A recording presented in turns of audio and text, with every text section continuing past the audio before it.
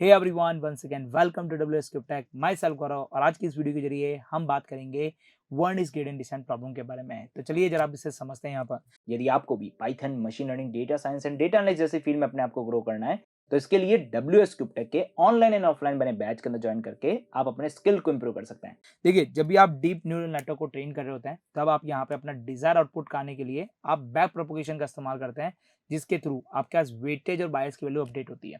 अब वेटेज और बायस की वैल्यू को जब आप अपडेट करते हैं विद द हेल्प ऑफ यहाँ पर ग्रेडियंट लर्निंग की हेल्प से, मतलब ग्रेडियंट डिसेंट की हेल्प से, तो उस समय आपने यहाँ पर एक चीज नोटिस की होगी कि आपका जो वेटेज की वैल्यू है वो ज्यादा अपडेट नहीं होती है। बहुत ही माइन्यूट सा चेंजेस देखने को मिलता है। इस चेंजेस की वजह से आप अपने डिजायर आउटपुट तक नहीं पहुंच पाते हैं। चाहे आप जितने भी आप नंबर ऑफ इपॉच को लगा दीजिए, तब भी आप अपने डिजायर आउटपुट तक नहीं पहुंच पाते हैं। इस प्रॉब्लम को वर्निस ग्रेडियंट डिसेंट प्रॉब्लम बोलते हैं। इसका मतलब एक सिंपल वे में बोलूं यहाँ पर कि मान लीजिए कि आप क्या कर रहे हैं, यहाँ पर वेटेज को अपडेट करने जा रहे हैं। अब वेटेज के अपडेट के अंदर आपके पास कुछ इस तरीके से वेटेज अपडेट हो रहा है, 0.1 0.1 0.1। यस, इस तरह से आपका क्या हो रहा है, आपका वेटेज अपडेट हो रहा है यहाँ पर। तो जब आप यहाँ पे इसे चेक करेंगे तो आपका वेटेज के अंदर क्या हो रहा है, पॉइंट 0.001 का अपडेशन हो रहा है यहाँ पर, जिसकी वजह से आपके वेटेज के अंदर कुछ ज्यादा चेंजेस, मेजर चेंजेस नहीं देखने को मिलता है। अब जब आपके वेटेज के अंदर ज्यादा चेंजेस नहीं देखने को मिलता है, इस प्रॉब्लम को हम वर्निस ग्रेडियंट डिसेंट प्रॉब्लम बोलते हैं। और इस वजह से आप कभी भी अपने न्यूरल नेटवर्क को अच्छे से ट्रेन नहीं कर पाते हैं। आप अपना डिजायर आउटपुट जो है वो कभी भी गेट नहीं कर पाते हैं। तो फिर अब हम किस तरह से यहाँ पर इसे सॉल्व कर सकते हैं, प्लस इसके साथ साथ ये इसके आने का रीजन क्या है, यहाँ पर इसको थोड़ा डिटेल के साथ समझते हैं।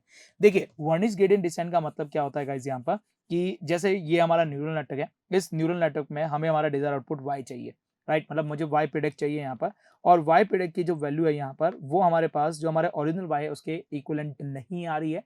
मतलब आपके पास यहाँ पर लॉसेस की जो वैल्यू है वो बहुत ज्यादा है। अब इसके लिए हम क्या करते हैं, बैक प्रोपोगेशन का इस्तेमाल करते हैं। बैक प्रोपोगेशन करने के लिए हम किसका इस्तेमाल करते हैं, ग्रेडियंट डिसेंट का इस्तेमाल करते हैं।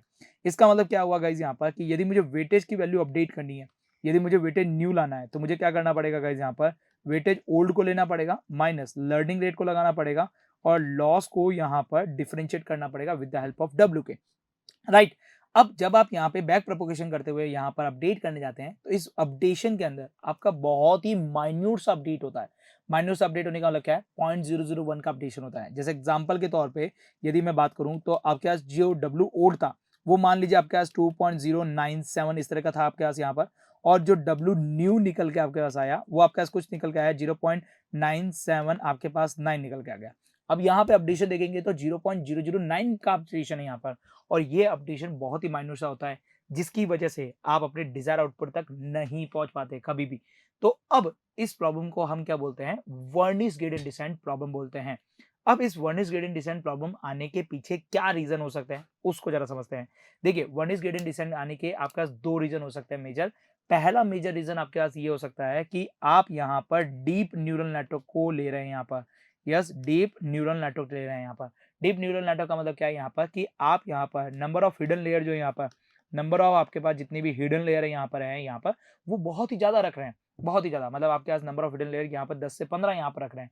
इसकी वजह से आपको वर्निस ग्रेडियंट डिसेंट प्रॉब्लम देखने मिल जाती है। लेकिन अब पॉइंट यहाँ पे भी ये आता है कि मान लीजिए हमारे पास कोई एक ऐसा डेटा आया जिसके अंदर नंबर ऑफ फीचर बहुत सारे हैं, इसके साथ साथ उसी के अंदर नंबर ऑफ आपके पास यहाँ पर इंपॉर्टेंट जो डेटा है यहाँ पर वो भी बहुत ज्यादा है, तब हमारे पास उसके इंपॉर्टेंट फीचर को गेट करने के लिए हमें डीप न्यूरल नेटवर्क की जरूरत पड़ती है। तो क्या डीप न्यूरल नेटवर्क एक परफेक्ट पॉइंट है? बिल्कुल नहीं, डीप न्यूरल नेटवर्क एक परफेक्ट पॉइंट नहीं है। हालांकि डीप न्यूरल नेटवर्क की वजह से आपको वर्निस ग्रेडियंट डिसेंट प्रॉब्लम देखने को मिल जाती है। लेकिन सेकंड चीज यहाँ पे आती है कि यदि आप अपने जो एक्टिवेशन फंक्शन है, अब ये एक्टिवेशन फंक्शन कौन सा है, तो हिडन लेयर के एक्टिवेशन फंक्शन की बात करें, यदि हिडन लेयर के एक्टिवेशन फंक्शन के अंदर यदि आप इस्तेमाल कर रहे हैं सिग्मॉइड फंक्शन का, या फिर आप इस्तेमाल कर रहे हैं यहाँ पर 10H एक्टिवेशन फंक्शन का, तो आपको यहाँ पर वर्निस ग्रेडियंट डिसेंट प्रॉब्लम देखने को जरूर मिलती है। क्योंकि ये दोनों जो एक्टिवेशन फंक्शन है, ये अपना जो आउटपुट है वो आपके पास क्या करते हैं, 0 से लेके 1 की रेंज में देता है। स्पेशली मैं सिग्मॉइड एक्टिवेशन फंक्शन की बात करूंगा कि ये अपना जो आउटपुट है वो 0 से लेके 1 की रेंज में देते हैं। मतलब आपके पास जो रिजल्ट होता है वो 0 या 1 की रेंज में आता है, जिसकी वजह से आउटपुट जो होता है यहाँ पे गाइस वो बहुत ही ज्यादा छोटा हो जाता है। तो यदि आप हिडन लेयर के तौर पे sigmoid activation function 10H activation function का इस्तेमाल कर रहे हैं, तो आपको डेफिनेटली यहाँ पर आपको वर्निस ग्रेडियंट डिसेंट प्रॉब्लम देखने को मिल जाती है। तो गाइज यहाँ पर वर्निश ग्रेडियंट डिसेंट आने के दो मेजर रीजन है यहाँ पे। पहला, यदि आपने नंबर ऑफ हिडन लेयर बहुत ज्यादा बढ़ा दिया है तब आपको वर्निश ग्रेडियंट डिसेंट प्रॉब्लम देखने को मिलेगी। सेकंड, आपके पास क्या होती है गाइज यहाँ पर, यदि आप एक्टिवेशन फंक्शन के तौर पे कौन सा हिडन लेयर एक्टिवेशन फंक्शन के तौर पे सिग्मॉइड या आपके पास 10H का इस्तेमाल कर रहे हैं तो आपको ये प्रॉब्लम देखने को मिल जाएगी। अब पॉइंट यहाँ पे ये आता है कि इसको रिमूव कैसे किया जा सकता है। तो इसको रिमूव करने के बहुत से आपके पास तरीके हैं।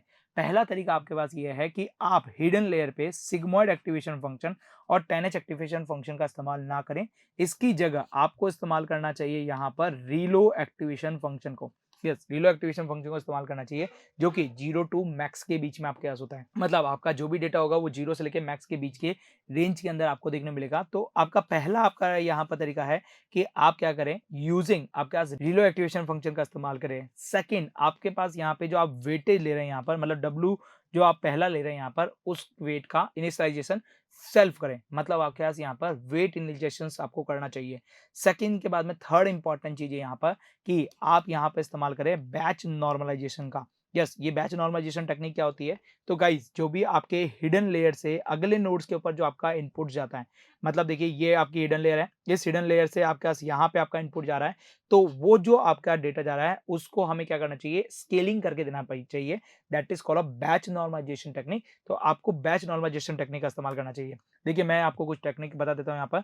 तो सॉल्यूशन क्या है यहाँ पर, प्रॉपर पहले वेट इनिशियलाइजेशन कीजिए, यहाँ पर नॉन सैचुरेटेड एक्टिवेशन फंक्शन का इस्तेमाल कीजिए। नॉन सैचुरेटेड एक्टिवेशन मतलब आपके पास यहाँ पर है रिलो एक्टिवेशन फंक्शन का इस्तेमाल कीजिए।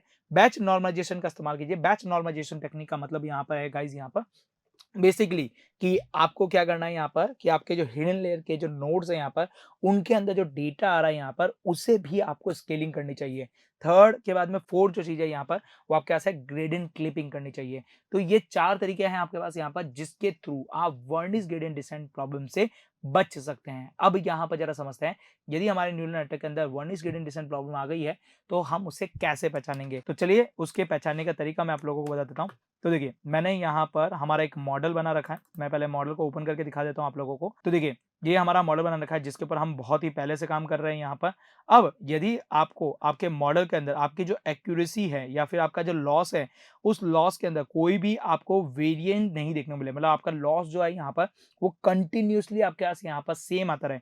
जैसे देखिए यहाँ पर मैंने अपना मॉडल ट्रेन किया और मॉडल ट्रेन करने के अंदर देखिए मुझे लॉस के अंदर क्या देखने को मिला, वेरिएंट देखने को मिला। देखिए लॉस हमारे पास क्या हो रहा है, लगातार लगातार आपके पास क्या हो रहा है, कम होता जा रहा है। यहाँ पर आप चेक करेंगे ना यहाँ पर, तो आपका जो लॉस है यहाँ पर वो लगातार कम होता जा रहा है। इसका मतलब इसके अंदर वर्निश ग्रेडियंट डिसेंट प्रॉब्लम नहीं है। यदि ये जो लॉस है यहाँ पर, ये लॉस आपके पास चेंजेस नहीं हो रहा है, आपका लॉस जो है वो कंटिन्यूसली सेम आता जा रहा है, इसका मतलब आपके न्यूरल नेटवर्क के अंदर वर्निश ग्रेडियंट डिसेंट प्रॉब्लम आ चुकी है। अब इसको दूर करने के लिए आप बैच नॉर्मलाइजेशन का इस्तेमाल कर सकते हैं या फिर वेट इनिशियलाइजेशन टेक्निक का इस्तेमाल करके आप इसे कर सकते हैं। तो आई होप सो समझ में आया होगा कि वर्निश ग्रेडियंट डिसेंट प्रॉब्लम क्यों आती है, और इस वर्निश ग्रेडियंट डिसेंट प्रॉब्लम की वजह से आप अपने न्यूरल नेटवर्क को अच्छे से ट्रेन नहीं कर पाते। इवन दैट आपके पास नंबर ऑफ इपोच आप बढ़ाने पर भी आपका जो न्यूरल नेटवर्क है वो अच्छे से ट्रेन नहीं हो पाता है, जिसकी वजह से आप यहाँ पर अपने जो डिजायर आउटपुट है वहां तक नहीं पहुंच पाते हैं। तो इसी के लिए आपको क्या करना चाहिए, आपको वर्निश ग्रेडियंट डिसेंट प्रॉब्लम से दूर होने के लिए इन सारी टेक्निक का इस्तेमाल करना चाहिए। तो फिलहाल आज के वीडियो के लिए बस इतना ही रखेंगे। मिलते हैं हमारी अगली वीडियो के साथ जहां पे हम और भी चीजों के बारे में डिस्कस करेंगे। तब तक आप हमारे साथ यूं ही बने रहिए। Till then good bye.